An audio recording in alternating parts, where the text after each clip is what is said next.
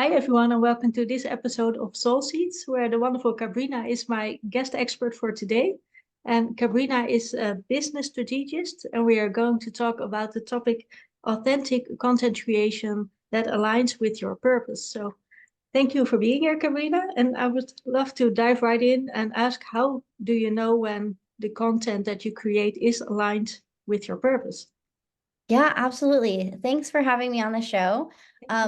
That's a big question of how do we actually know when we're aligned with what we're doing? And a lot of times it becomes trying things on. So think about it when you're looking to find content that's aligned with you, it comes to going just like you would go to a mall and try on different kinds of clothes. Some of them are going to fit really nice, but you're going to go, I don't really like the color on me.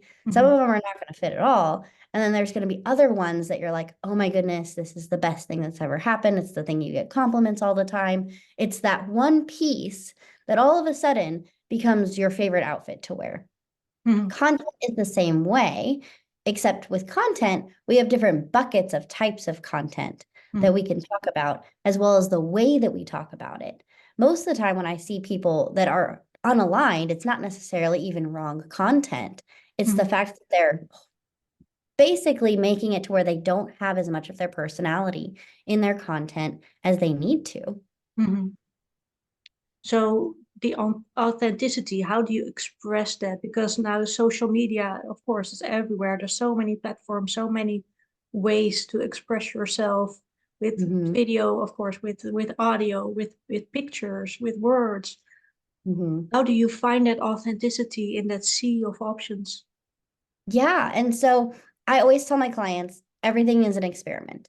We're coming into this not necessarily knowing what's going to feel good and what's going to resonate with us. The other piece of that that goes hand in hand is, what hill do you want to die on?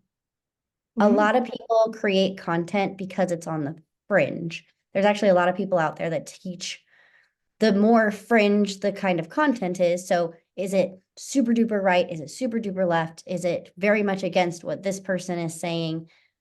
It gets a lot of attention and gets a lot of likes, comments, and shares because of the fact that it is on that fringe. However, a lot of people are afraid to do that. One, because is this a hill I want to die on? How I learned this lesson was the hard way. When I was in college, I was in debate, and my debate partner and I loved to win at any cost.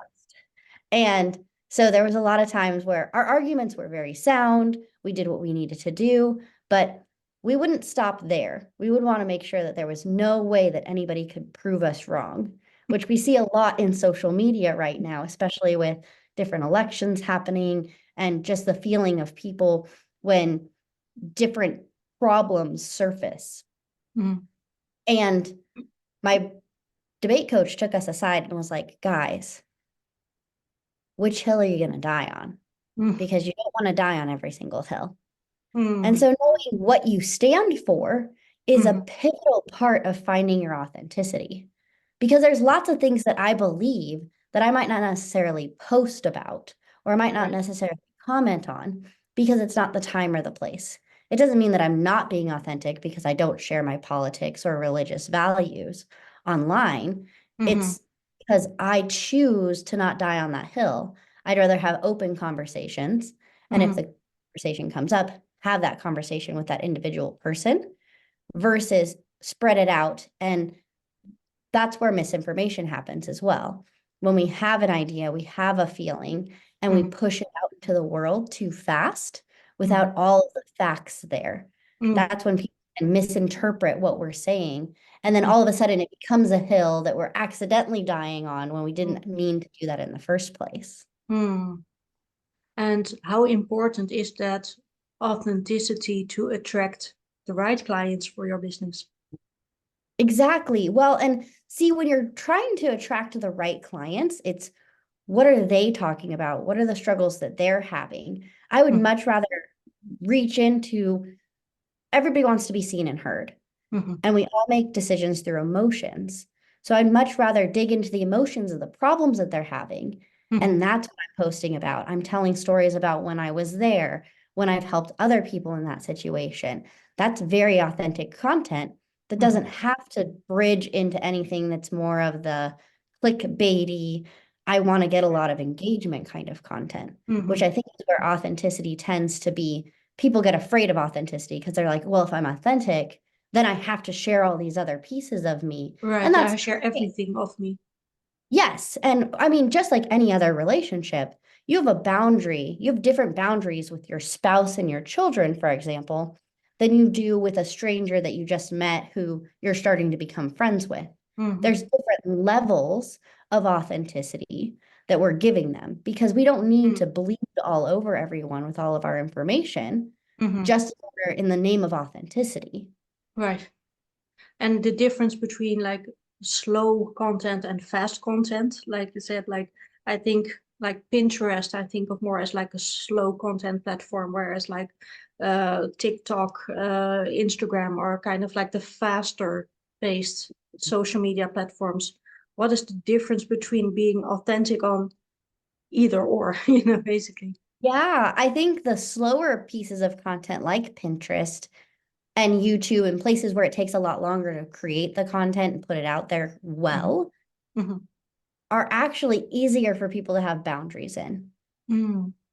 So if you struggle not being able to have boundaries and you're just like, oh, I have this idea, I'm going to put it on the internet, sometimes that's great if it has to do directly with your business and it's not fringing into too much of maybe personal things that you need to think through. And TikTok, for example, is a really good example of this because of the fact that I can just pull out my phone and record a video and put it out onto the internet in, 30 seconds to a minute. It's really easy to be like, this is authentic, but it wasn't thought through. And as business owners, we're leaders, which means that we need to think through, how is this content going to look when I put it out there? How is this going to affect my audience? What kinds of thought processes are they going to have here? Because as a leader, I don't have as much leniency to just be like, oops, I made a mistake. Because now we've cultivated a following. Anybody who has any kind of following, you are in that leader position, which means that we want to lead people well. Yeah. And Do how that. important are boundaries with that, like also like personal boundaries? Because I know a lot of people, especially when they start a business, spend a lot of time creating content, been there myself. And it's hard to set boundaries because you, of course, like you said, you want to be seen, you want to be heard, you want your story to be told and seen by many, heard by many people. Where do you draw the line in that? Where do you know where the right balance is for you? What I make my clients do is actually sit down and write it out. Mm-hmm. What will I put on the internet and what will I not put on the internet? This normally comes up around when do I put my kids on the internet or not? This is where people come to me and go, well, what is your thought process on that? And it depends. It depends on what are you selling? What kind of business do you have? How comfortable are you with putting your children out there? So that's when I start to open the door of, well, do you want to take a video while you're walking down the street where people could figure out where you live? Right. And people start to go, oh, I never thought about that. Mm. Because let's say that, like, I travel a lot for work. So when I tag things, I don't really worry about if I'm tagging a restaurant in Chicago versus tagging a restaurant that's in Nashville. Because I'm so many places, it's hard to tell where I am. But Right. when you're one singular place, let's say that you're always tagging a business in close to you, Right. that becomes a boundary piece of people can guess where you are. And we've seen this with different social medias, even Pat Flynn, this was probably 7 or 8 years ago when Instagram had it to where it would auto tag where you were when you uploaded a picture Oh, from right. video tagging in your phone. And it was something that was automatically on. And Ooh. so knowing, do I want people to know exactly where I am? That's scary. And not every creator thinks about that before they're putting out content. Mm. So there's a great guy on TikTok actually who used to be a private investigator, and parents can send a video to him of their kids to show them as an example. People can find you because it's easy to say it's not going to happen to me. Right. Yeah. And so just knowing when we're putting things out there, I want to make sure that people don't know what my address is. I'm not going to do a video right in front of my house. Right. But just being very cognizant of that, because authenticity and boundaries go hand in hand. Oh, yeah. I can still be authentic and still have boundaries. And I think that we've seen a lot, especially in the space in the last couple of years of, I'm putting this out here, I'm being rude, I'm doing this thing, I'm standing for this in the name of authenticity. And it's not really authenticity. It's, I just want to air my dirty laundry on the internet. Right. And I can see why people think that that works, because all of a sudden these people have amazing followings. They might have brands reaching out to them. I see this all the time with people who are in the dating space, especially what they call thirst traps on TikTok. You've got all these guys who are good looking and all of that, and then they have this amazing following of hundreds of thousands of people pretending like they're using it like a dating app. So it's to see why creators would go, well, I want that kind of following. Maybe I should share about what my dating life is like. But that's very disconnected from what you're selling, unless you are selling something like romantic coaching or dating or marriage advice. Right. And what's the difference between, because I hear this a lot, like feminine energy and masculine energy in content creation, the like feminine, more the slower version and so on. Is that correct? So what I've seen over the last 10 years of doing this is that everybody has some of both. It just depends on which one you lean into more. I have a lot of females that I work with that lean more into masculine, and then I have some males that I work with who lean more into the feminine. And both kinds of content work, but I also very much believe that you need both kinds of content.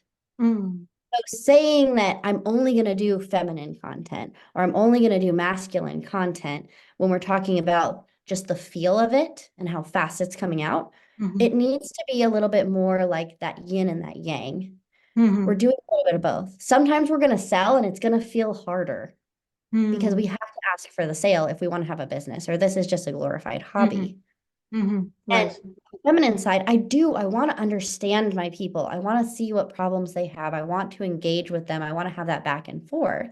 But when we are missing one or the other, we have a huge following. I see this all the time. People who lean more into the feminine, they've got the following, they've got the engagement, they have people hanging on their every word, and they still are broke.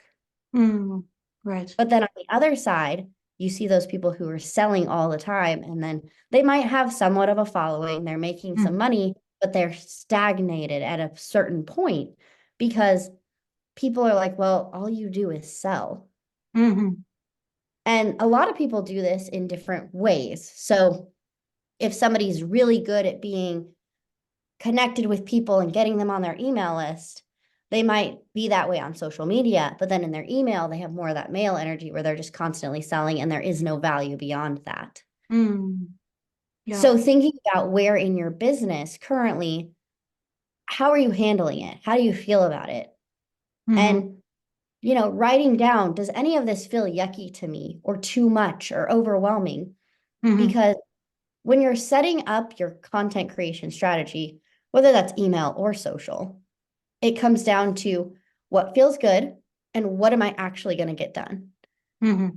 Because if we say, hey, so-and-so over here is doing X, Y, and Z, I'm going to do that because it's working for them. Right. But then it doesn't feel good to us. We're never going to get it done and we're going to constantly self-sabotage ourselves. So I always tell, like, when my clients come to me and they're like, well, should I just post every day? I'll be really consistent. I'll post every day, even though I hate being on there. I go, no, we're absolutely not going to do that. Because I know if I tell you to post every day, in 3 or 6 months, you're going to be burned out and we're not going to see you again for another 3 to 6 months. So I'd rather have you post 1, 2, 3 times a week, whatever feels comfortable, and be consistent in that way Right. versus trying to copy somebody else's consistency. Yeah, because everyone's path is unique and equally in how you put yourself out there, of course, in to promote your business, to create the content, to attract the right people. So yeah, I think we can learn a lot from this. So thank you so much, Kabrina. Yeah, absolutely.